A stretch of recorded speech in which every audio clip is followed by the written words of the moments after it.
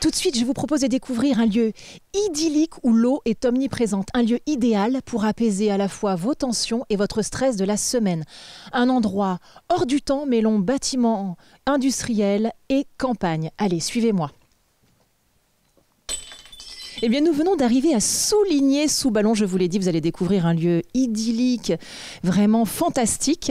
Et je viens de retrouver Éric Gérard. Bonjour Éric, vous allez bien? Bonjour, oui très bien, par ce beau temps. Oui, c'est un temps merveilleux de la Toussaint. On adore ce temps, cette petite grisaille ambiante. Alors Éric, où sommes-nous? Tout simplement à Souligné-sous-Ballon, en bout de commune. Vous passez le pont, vous êtes à Montbiseau, donc on est à quoi, 17 km du centre-ville? Alors ce bâtiment est assez étonnant. Il est interpellant, mais il y a une grosse citerne toute rouillée à l'entrée. On s'est dit, mais qu'est-ce que c'est que ce lieu? Alors, lorsqu'on a acheté, c'était une friche industrielle. Et la citerne, à proprement parler, c'était une citerne où était l'eau de vie dedans. Parce que ce bâtiment était une distillerie où ils faisaient l'eau de vie, le calva, la marque Le Père Magloire. Donc l'histoire dit au niveau des anciens dans le coin, c'est que tous les lundis matins, les camions citernes venaient, alors je parle des années peut-être 50, venaient faire le plein de cette citerne qui est effectivement énorme et partaient jusqu'à Paris de petit troquet en troquet parce qu'à l'époque on achetait l'eau de vie au litre pour les professionnels. Voilà, donc on a voulu, moi je trouve que c'était un clin d'œil, c'était une évidence. C'était le totem un peu de ce lieu et on a voulu la garder alors que tout le monde voulait la détruire, quoi. Oh non, elle est magnifique, c'est vrai, c'est l'âme du lieu. Alors justement, précisément, bon, il y a une vraie belle démarche artistique, hein, on est dans une boutique de déco, mais pas que, c'est fait salon de thé, enfin, il y a plein de choses à découvrir ici, c'est vraiment la caverne d'Ali Baba. Mais on n'est pas là par hasard, puisque finalement, tout est parti d'une boutique dans le centre-ville du Mans. Oh oui, c'est vieux, c'est les années 2000. On a eu les moyens d'ouvrir une petite boutique de déco sur 40 mètres carrés qui était rue des Ponts-Neufs, place de la Sirène.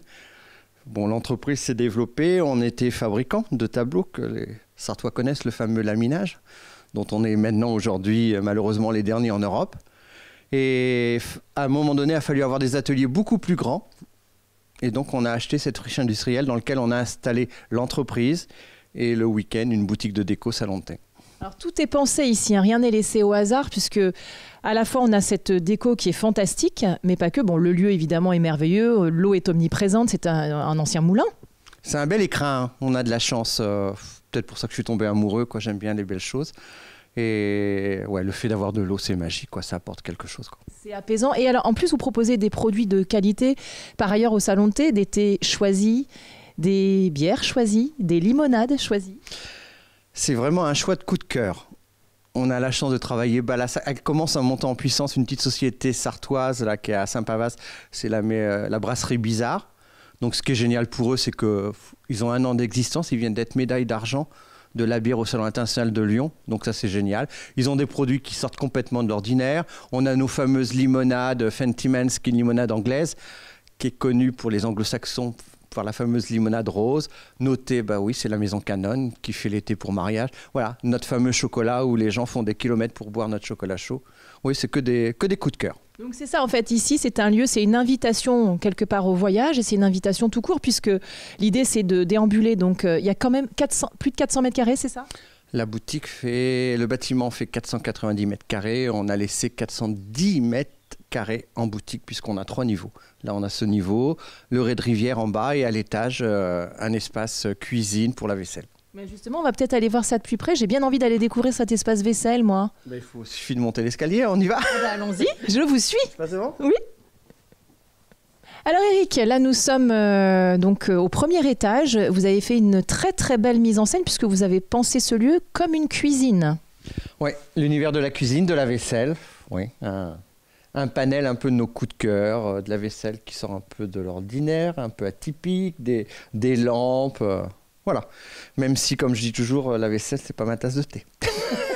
J'aime beaucoup. Mais en parlant de tasse de thé, il y en a énormément, ceci étant dit. Donc c'est de la vaisselle qui vient d'où ? On a la chance de travailler avec de belles maisons. Donc, c'est des sélections. Il y a différentes maisons. Il y a peut-être 5-6 maisons différentes, quoi. Je me suis laissé dire d'ailleurs que maintenant ce sont les maisons qui viennent à vous, c'est-à-dire que c'est assez fabuleux d'avoir cette qualité d'objets que vous proposez, en général on trouve plutôt dans la capitale, et là c'est absolument génial de se dire qu'on est chez nous, on est dans la Sarthe, et pourtant on a cette qualité qu'on pourrait retrouver à Paris. Oui, c'est le cas. C'est même quelque part, on en est un petit peu fiers parce que c'est vrai qu'on a certaines marques à une époque, on aurait rêvé dans nos débuts de pouvoir les vendre. Le fait qu'ils viennent à nous et se proposent d'être vendus ici, c'est une forme de reconnaissance et je suis fier, je le reconnais. Et puis, il y avait peut-être aussi une démarche de votre part derrière de rendre ça accessible à tous et pas que ce soit pour une niche de personnes. Ah non, oui, c'est pas du tout l'esprit. La cidrerie, on veut pas être élitiste. On veut de très belles. On aime les belles choses, mais c'est vrai qu'on peut acheter une tasse à 5 euros comme on peut acheter une tasse à 15 euros. Et alors du coup, alors là, donc on a des tasses, on a effectivement de la vaisselle, on a également Oui. Oui, on vend aussi les articles électroménagers puisque c'est le terme SMEG. Bon, l'intérêt, c'est que d'avoir une qualité de marque. Au moins, les gens ils savent ce qu'ils achètent, quoi. On veut pas du jetable ici. On veut du solide et des choses qui durent dans la durée, c'est-à-dire les produits à l'époque. Et alors, tout ce qu'il y a dans cette pièce s'achète. Oui, tout, sauf nos bouquins là, parce que ça, c'est nos bouquins de cuisine libanaise et tout. C'est un peu nos petits coups de cœur. On les garde. Donc, on garde les livres, mais le candélabre, les horloges, tout ce qui est là peut partir. Ben oui, tout est à vendre et on essaye en général de mettre des étiquettes, même si on en oublie certaines. Mais oui, tout est à vendre. Et alors, du coup, alors là pour le coup, j'ai l'impression, là on a de la vaisselle, ça fait un peu type anglais. Il y a des choses qui font beaucoup plus méditerranéennes, j'ai presque envie de dire. Oui, on suit un peu les tendances et puis, comme je dis toujours, c'est vraiment nos coups de cœur, hein. Je pense qu'on peut vendre quelque chose qu'on l'aime vraiment. C'est aussi simple que ça. Moi, j'aime bien la vaisselle anglaise, hein. J'ai ce côté un peu vieillot. C'est peut-être ma génération, mais c'est important. Comme je peux aller dans le délire avec une tasse qu'on va appeler tasse de fête, qui a une anse dorée et puis des petites étoiles. Et pareil, c'est une lampe, donc elle est magnifique cette lampe. Elle peut être magnifique. Ouais, non, c'est une super belle pièce. C'est un métal émaillé. Ouais, non, c'est du... Ça, c'est des objets... Alors, le fait d'être aussi un peu connu, les commerciaux un peu partout viennent et frappent à la porte, me proposent des maisons et là, ça fait partie des pièces exceptionnelles, quoi. On a dit tout à l'heure que vous étiez les derniers en Europe à faire du laminage. Donc, on va peut-être s'attarder un petit peu là-dessus, voir un petit peu de plus près ce qu'est le laminage. Parce que finalement, moi-même, je ne sais pas ce que c'est, donc vous allez me l'expliquer. Donc, on est cerné par les tableaux. Donc, qu'est-ce que le laminage ? Eh ben, c'est ce qu'on fait toute la semaine, hein, parce que le vendredi, samedi, dimanche, on ouvre en boutique, mais pour vendre des choses, il faut faire les tableaux. Donc, c'est fait ici. Donc, on est les seuls et les derniers fabricants de ce qu'on appelle du laminage. Le laminage, en gros, si vous regardez, on fusionne une image dans le bois et on la protège. Donc, elle devient lavable, anti-reflet, anti-UV. C'est comme si on faisait une inclusion. Donc, on peut laminer sur bois et sur toile. Et puis après, on a notre propre atelier d'encadrement et on se fait plaisir, on monte des collections. Vous faites tout, quoi, de A jusqu'à Z. Mais alors, il y a une méthode spécifique pour incruster donc cette image dans le bois ? Ouais, ce sont des presses à vide et à chaud. Techniquement, alors là, c'est le côté vraiment pointu, on fusionne à 210 degrés et 23 kilos de pression au centimètre carré. C'est pour ça que ça ne bouge pas. Et nos tableaux, ça étonne un peu tout le monde. C'est-à-dire qu'on les nettoie au spray vide. C'est vraiment une inclusion, quoi. Ça ne bouge plus du tout. C'est merveilleux, c'est fabuleux. Ça nous même pour les garder, si on a envie de les garder dans un lieu. Voilà, pas de problème avec l'humidité, tout ça. Ouais, depuis 25 ans, on en a protégé même des documents parce que le client, les gens qui nous connaissent amènent même leurs affiches et tout qu'on peut laminer sur place et tout. Voilà. C'est fabuleux. Moi, j'ai envie d'aller voir quand même là où il y a l'atelier parce qu'apparemment c'est au Rez de Rivière. Tout à fait. Et ben voilà, j'ai envie. Donc on y va. Ouais, super. Alors là, Eric, on est dans l'antre, on est donc au Rez de Rivière. C'est là où tout se passe, il y a l'atelier. Oui, tout simplement, où il y a la fameuse presse à laminer qui permet justement de faire l'inclusion des tableaux. C'est aussi simple que ça. Et alors, les murs sont assez noirs ici, hein, je sens... Oui, on est resté dans le jus. C'est du goudron alimentaire, dans l'idée, parce qu'il faut s'imaginer ici, c'était rempli, c'était des cuves. Comme on manquait d'espace, on a ouvert ce qu'on appelle le Rez de Rivière, parce qu'on ne voulait pas dire sous-sol, nous, hein. On fait de la déco. Donc, c'est du goudron alimentaire et qui permettait justement de stocker le cidre ou la goutte. Ah, très bien. Alors tiens, en parlant de noir, eh bien, moi, c'est une couleur qui m'interpelle, parce que j'ai vu un canapé là-haut, que je trouve très joli, qui accessoirement a l'air très très confortable. Donc j'ai bien envie d'aller... voilà, vous avez l'œil, mademoiselle, je suis d'accord avec vous. On va vous le faire voir. Voilà l'objet du délit, c'est lui qui m'a tapé dans l'œil.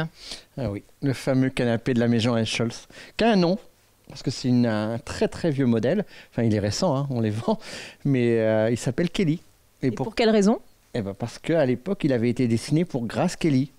Et depuis, plein de maisons l'ont copié, notamment des maisons comme Roche-Beaubois en faisant le bubble. Mais là, c'est l'essence même de ces canapés. Il a l'air super confortable. Hein. J'ai envie d'aller m'asseoir dedans. Il faut. Hein, On va s'asseoir dedans et on va parler. Les fêtes de Noël approchent à grands pas. Ah oui, franchement, il est hyper confortable. Je ne sais pas si le prix est confortable, mais le canapé est confortable. Donc pas d'histoire d'argent entre nous. Alors donc les fêtes de Noël arrivent. Alors pour nous, les fêtes de Noël, c'est après Halloween. Hein. En aucune manière, on met des produits de Noël avant le 1er novembre. Très bien. Et donc du coup, ça va se décliner de quelle manière ? Parce que ici, c'est vraiment un temps pour soi. C'est-à-dire, on vient, on se délecte avec un petit thé, des petits gâteaux, parce que vous faites des gâteaux aussi, ou voilà, une limonade, que sais-je. Et puis, on profite des lieux pour éventuellement faire ses cadeaux. Tout à fait, mais on va complètement transformer la boutique avec toutes les collections de Noël qui vont arriver et puis toute la décoration. Dans un premier temps, on va installer la décoration de Noël pour que les gens puissent acheter et faire leur intérieur. Donc on va suggérer. Après, on va envahir la terrasse de sapins, de guirlandes. On va s'amuser et puis on va commencer à faire le cidre chaud de Noël que de faire du vin chaud. Oh, formidable. Et alors du coup, est-ce que les horaires changent ou les horaires restent les mêmes ?